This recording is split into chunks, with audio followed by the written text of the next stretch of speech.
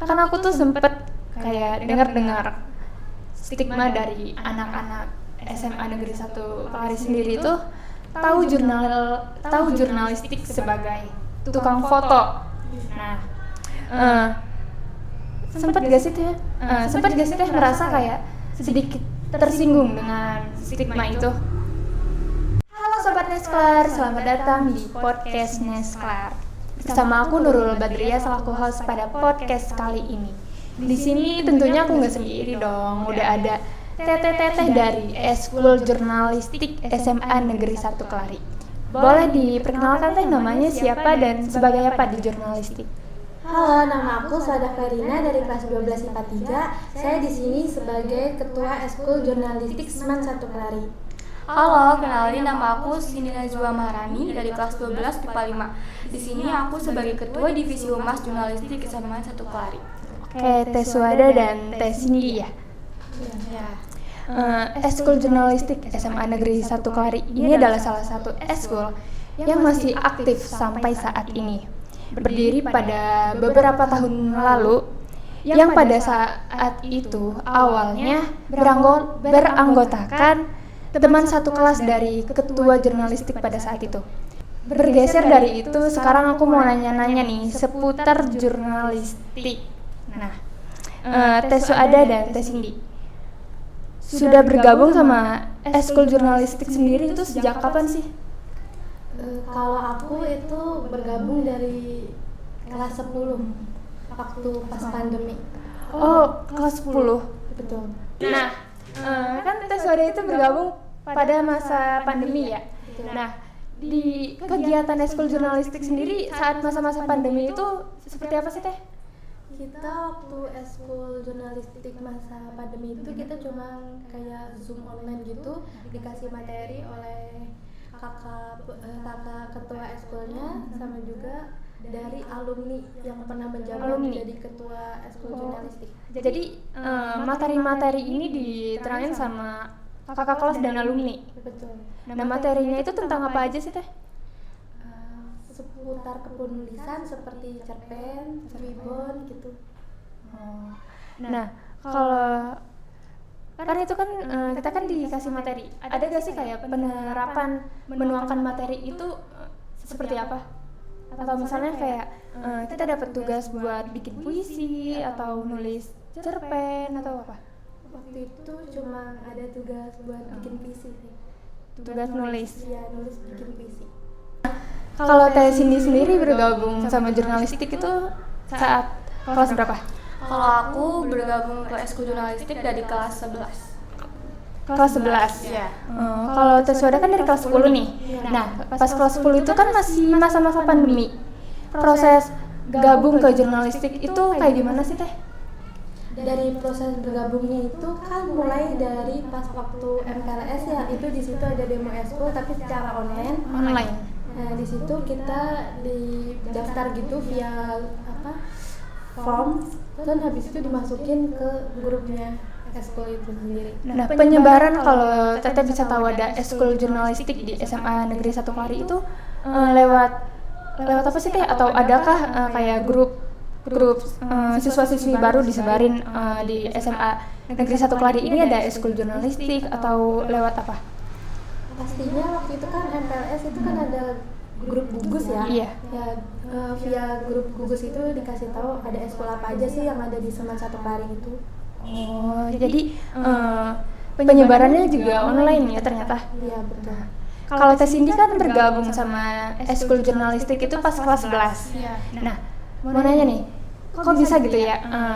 Baru minat, baru mau masuk di kelas 11 atau baru tahu atau gimana nih ceritanya? Aku sih udah berminat dari kelas 10, tapi emang gak mendaftar pas kelas 10 itu. Jadi kan pas kelas 11 kita udah mulai offline nih. Iya. Nah, jadi aku kayak pengen eskul juga nih yang offline gitu. Jadi aku bergabung ke eskul jurnalistik. Oh, jadi sebenarnya tuh ngincernya udah lama. Yang jadi dari awal dari MPLS emang udah tertarik. Karena pandemi ini jadi memilih buat kayak masuknya nanti aja. Iya, masuknya nanti aja deh pas kelas 11 sudah offline gitu. Offline. Jadi kesempatan ya. Iya. Nah, pada awalnya kalau Teh Suada sendiri tertarik sama eskul jurnalistik itu karena apa? Kalau aku itu tertarik karena aku suka nulis ya. Jadi kayak aku nganggepnya kan di waktu itu ada katanya di jurnalistik itu ada mading. Nah, aku tertarik di situ sih, kayak pengen aja nulis-nulis di madingnya gitu ya. Kalau Teh Cindy? Kalau aku pribadi, aku memang tertarik sama tulis kayak gitu. Sama-sama suka nulis dua-duanya. Iya betul. Terus kayak pengen mengembangkan bakat lagi gitu di eskul jurnalistik. Kan Teh Cindy dan Teh Suada itu tertarik dengan eskul jurnalistik karena merasa ada bersangkut pautan sama hobi dan minat bakat ya. Nah, selama Teteh jadi anggota jurnalistik, pada saat itu merasa nggak sih kalau minat dan bakat Teteh itu terasah? Sedikit sih, karena dari kakak kelasnya langsung kita cuma dikasih materi, nggak ada penerapan gimana caranya bikin cerpen atau lain-lainnya gitu. Jadi kayak kita harus inisiatif sendiri buat mempraktekkan sendiri gitu biar makin terasa. Oh iya. Jadi berarti buat mengaplikasikannya itu kita berinisiatif sendiri, nggak ada project atau kayak apa gitu kakak kelasnya misalnya ngadain di hari apa, bikin cerita atau ngapain gitu? Nggak ada. Oh nggak ada. Nah, selama Teh Suada dan Teh Cindy menjadi anggota eskul jurnalistik dari awal kelas 10 ya Teh Suada, dan Teh Cindy dari awal kelas 11. Betul. Nah, Teteh merasa gak sih jurnalistik ini mengalami peningkatan dari segi kegiatan atau kayak perubahannya apa aja sih yang terjadi selama ini? Yang pastinya jurnalistik sekarang banyak perkembangan dan juga makin terupgrade dengan semua program kerjanya. Aku juga merasa jurnalistik yang sekarang itu sangat berkembang kan dari waktu dulu. Waktu dulu kan kita cuma zoom aja, kalau kita sekarang kita banyak banget lakuin project-project kayak liputan, membuat tulisan kayak gitu-gitu. Sebelumnya tuh jurnalistik ini pernah nggak sih kayak ngeliput di sekolah? Jurnalistik kalau itu kayak cuman dokumentasi doang sih, kalau misalnya ada info sekolah baru kita aktif. Selain dari itu kita nggak ada kegiatan sama sekali sih. Oh jadi pada saat itu tuh jurnalistik sendiri tuh terlihat saat hanya di event-event aja? Iya, event-event sekolah tertentu aja. Itu cuma ikutan di bidang dokumentasinya? Iya. Oke. Nah, kan Teteh tadi bilang kalau jurnalistik itu sekarang apa sih?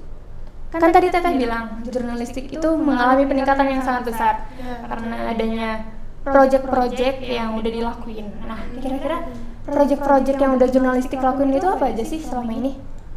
Di antaranya kita pernah ada konten serba-serbi, yaitu menulis artikel dengan 3 tema. Satu temanya adat dan tradisi. Adat dan tradisi. Nah, adat tradisi itu ngebahas apa aja sih? Pastinya itu membahas tentang tradisi adat yang ada di Nusantara Indonesia. Dan juga kan tema yang kedua itu kita tentang makanan dan minuman daerah. Oke. Dan yang ketiga? Dan yang ketiga kita ada kesenian daerah. Kesenian daerah itu kayak pertunjukan-pertunjukan. Iya betul. Maksudnya? Iya. Oke. Nah, artikel-artikel ini kan di-up di Instagram jurnalistik. Iya Nah, betul. itu tuh penulisnya anak jurnalistik atau ngambil dari luar?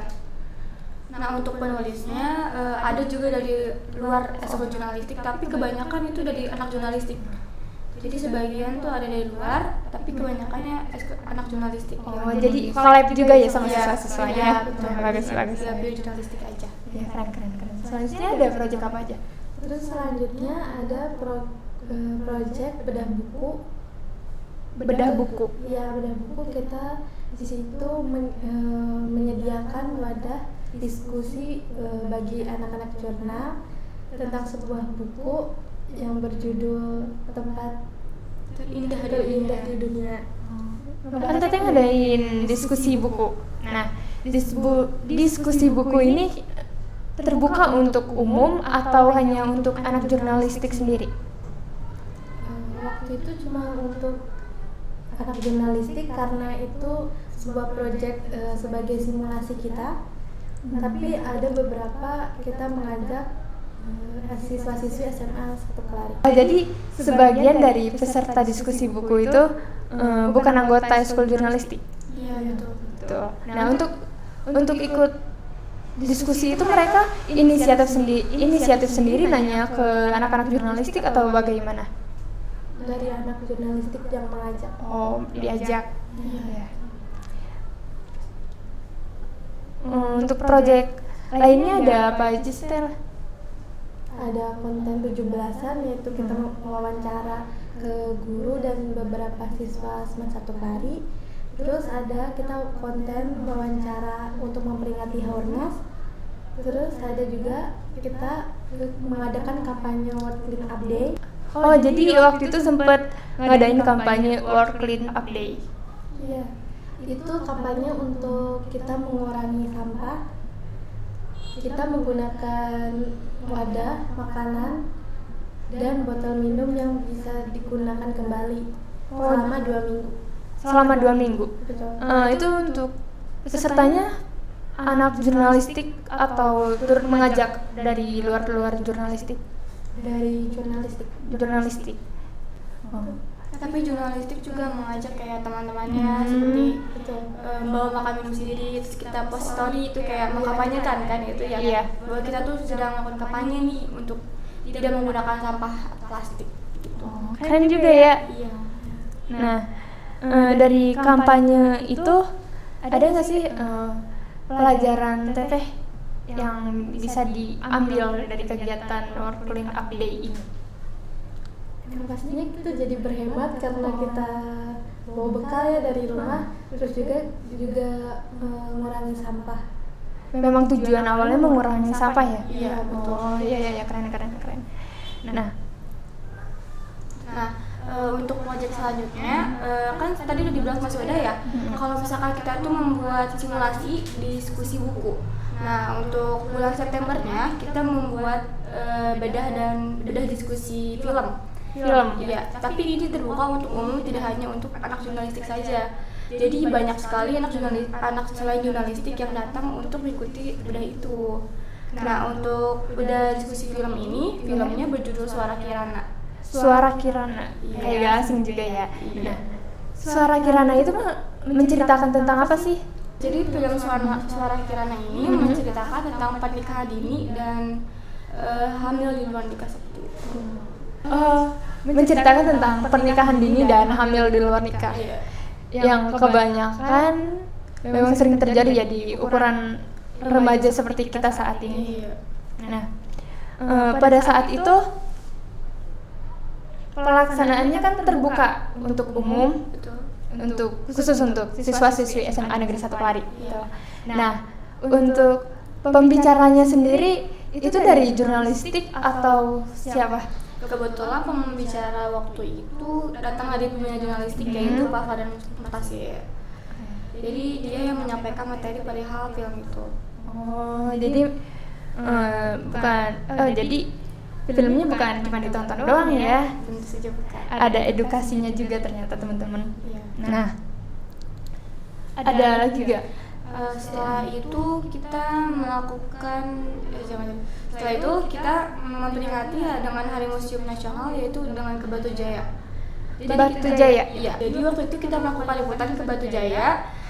Kita wawancara nih kepada salah satu pengurus di Museum Batu Jaya itu, apa saja sih yang ada di Museum Batu Jaya, lalu sejarahnya bagaimana, kayak gitu. Lalu proyek selanjutnya kita memperingati Hari Mencuci Tangan Sedunia dengan berkolaborasi dengan Ekskul PMR. Lalu kita juga mengadakan lomba kreasi video atau foto dengan bertema Hari Mencuci Tangan Sedunia. Oh, sempat ngadain lomba juga? Iya. Nah, lombanya ini terbuka untuk umum? Iya, terbuka untuk siswa-siswi SMA 1 Kelari. Dengan tema Hari Mencuci Tangan Sedunia. Wah, ternyata keren juga ya. Jadi jurnalistik itu enggak cuma foto-foto doang ternyata ya. Iya. Nah, dari semua proyek yang ada, menurut Teteh, proyek apa aja sih yang paling berkesan gitu? Kalau aku karena waktu itu kita belum pernah mengerjakan proyek sama sekali ya. Waktu itu kan proyek pertama kita menulis artikel. Nah, menurut aku itu berkesan banget karena di situ aku belajar gimana cara menulis artikel. Oh, jadi pas proyek artikel serba-serbi Indonesia itu proyek pertama. Iya. Selama aku menjabat. Oh iya. Jadi proyek artikel serba-serbi Indonesia itu proyek pertama yang launching saat Teteh menjabat. Iya. Kalau untuk Teh Cindy sendiri, Kalau aku pribadi yang paling berkesan itu project yang World Clean Up Day.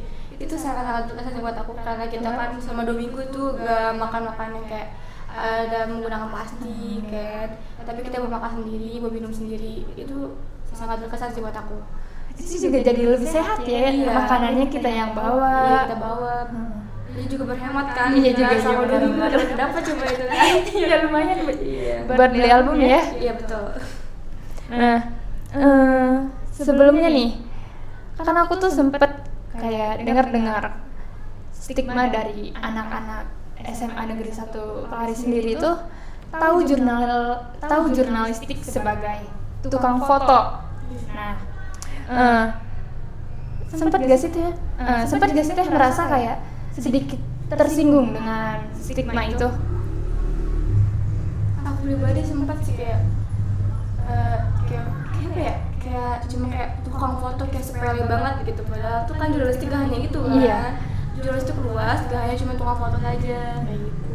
Betul.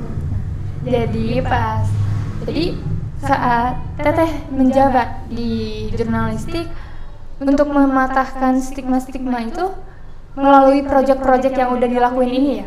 Iya betul. Kita membuktikan gitu kan. Jadi jurnalistik tuh luas, itu gak hanya itu saja. Nah, oke, sebelum kita ke penutup, ada kesan dan pesan nggak sih selama Teteh jadi anggota jurnalistik? Kesan aku selama di ekskul jurnalistik ini aku banyak belajar dari teman-teman sekalian, sekaligus dari pembina kita, Bapak Fardan. Nah, di sini aku banyak belajar dan juga lebih mengembangkan bakat aku gitu. Terus juga pesan aku buat semuanya, semoga ekskul jurnalistik bisa lebih update lagi dari sekarang dan kita juga bisa mematahkan stigma untuk itu jurnalistik biar tidak terlihat cuma mendokumentasikan foto dan video. Nah, untuk Teh Cindy? Kalau kesan aku sangat menyenangkan ya itu ya. Iya. Karena kita mendapatkan ilmu yang gak kita dapat dalam kelas. Kita juga bisa untuk membagi waktu nih, kapan harus waktunya ekskul, kapan sih waktunya di kelas gitu kan. Terus kita juga dapat bekerja sama nih dalam tim, bagaimana sih cara berkomunikasi gitu kan dalam tim. Kan gak semua hal bisa gitu kan dilakukan dalam kelas kayak gitu. Iya. Nah, untuk pesan aku, semoga jurnalistik semakin kompak ke depannya dan proyek-proyek selanjutnya juga akan dilakukan dengan lancar. Oke. Terima kasih untuk Teh Swada dan Teh Cindy yang udah menyempatkan waktunya untuk hadir di sini. Nah, Sobat Nesklar, ternyata jurnalistik itu nggak cuma sekedar foto-foto doang ya, tapi jurnalistik itu cangkupannya luas.